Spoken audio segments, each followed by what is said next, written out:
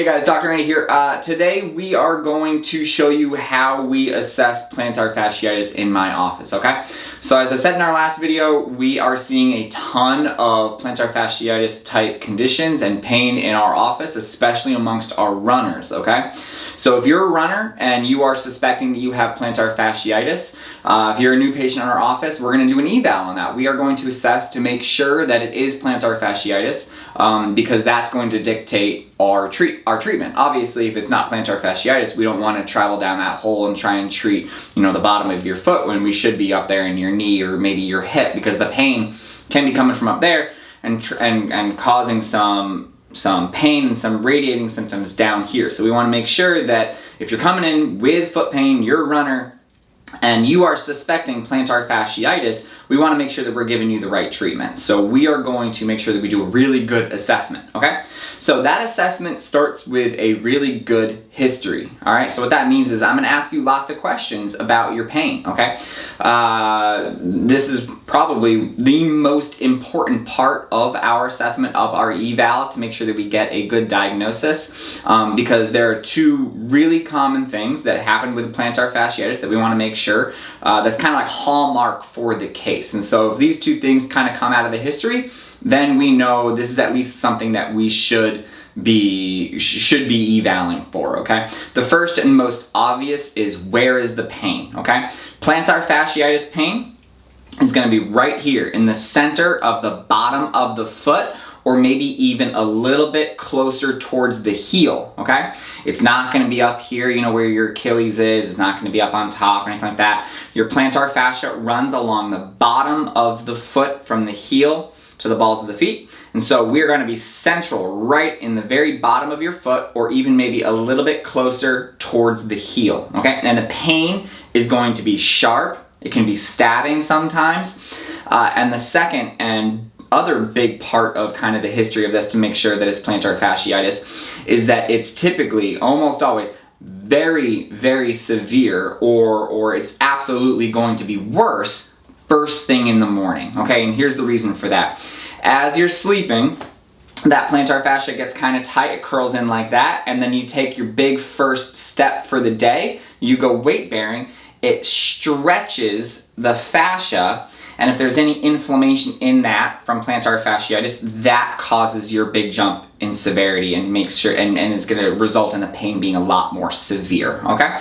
So if the pain is right down here at the bottom of the foot, and then typically first thing in the morning when you first get up, those are two clinical indications that we're talking about plantar fasciitis, okay?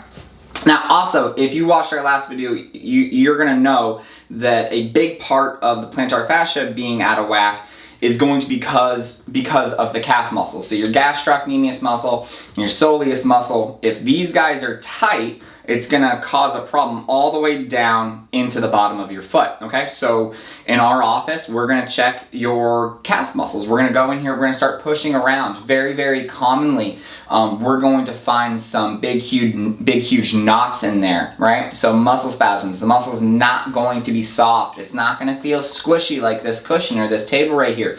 It's gonna feel much harder, okay? That's how we know that we have some muscle spasms in the calf, okay? It's probably going to be a little bit sore. It's probably going to be a little bit achy as I push through there, okay? So step one, we're going to look at the history of the problem. Step two, we're going to start to evaluate the muscles. And then step three, we are going to evaluate the joint mechanics, okay? So Connor, do me a favor and flip on over for me, buddy. Good. We're gonna look at one big one and then a couple other small ones, okay? So I'm gonna be looking right here at this ankle joint, okay? We should have pretty good range of motion through the ankle, all right? So first thing I'm gonna look at is how far can I push his toes, or the patient's toes, towards the rest of his body, okay? He gets to about 90 degrees, all right? That's very restricted. That's not nearly as good as it is supposed to be, all right? He should be able to get a little bit farther, maybe about that angle right there. So that tells me two things. One, that the actual calf muscles are too tight, meaning as that we try and stretch them. The calf muscles that are spasmed are preventing him from going any farther. It also tells me that the ankle joint itself is probably a little bit locked up. I get in there and we start to look around. Yeah, he has loss of range of motion. Basically, we know that the ankle should be able to move a certain range forward, backward, side to side, and a little bit of a twist inside and out. And as we move through that range, It's absolutely locked up. It's not moving very well. As a result of the ankle joint basically malfunctioning and what we call a joint blockage, it causes a lot of stress into the muscles here and into that fascia, and that's how we can kind of get that pain along the bottom of the foot, that plantar fasciitis, okay? We'll also look at the joints of the foot itself, right? We call these the talar joints and the metatarsals. So we're gonna look at these, we're gonna see how they're moving, right?